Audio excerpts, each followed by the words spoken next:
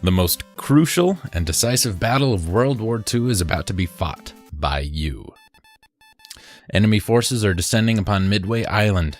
Enemy bombers, dive bombers, and Zeros are roaring over the island like a typhoon. The surrounding Pacific waters are teeming with enemy aircraft carriers.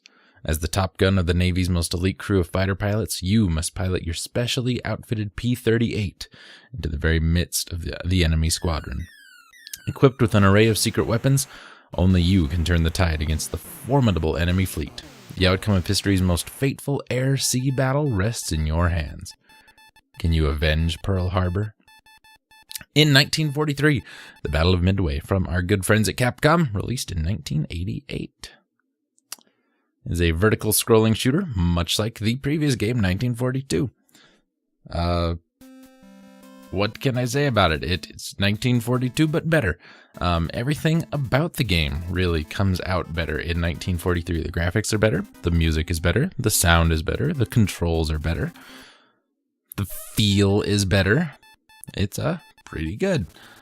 As in 1942, we control a P-38 Lightning. We have 2 buttons, one for regular attacks and one special attack.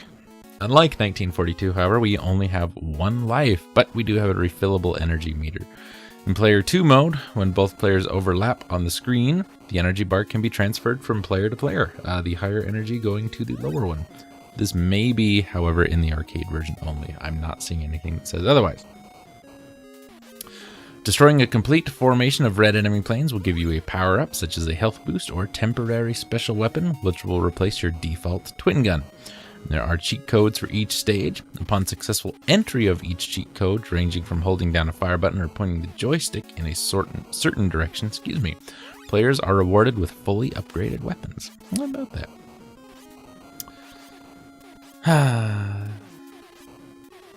Capcom released their own port of this to the NES, but the game has also been ported to the Atari ST, the ZX Spectrum, the Amstrad CPC, the Commodore 64, and the Amiga. In 2005, it was re-released for the Xbox and PlayStation 2 as part of the Capcom Classics Collection, and again in Capcom Classics Collection Reloaded on the PSP. It's also included as the initial game in the Capcom Arcade cabinet for the PSN and Xbox Live Arcade on February 2013. The overall faithfulness and quality of execution of these third-party versions varies greatly. 1943 is the second game in the 1940 series following the successful 1942.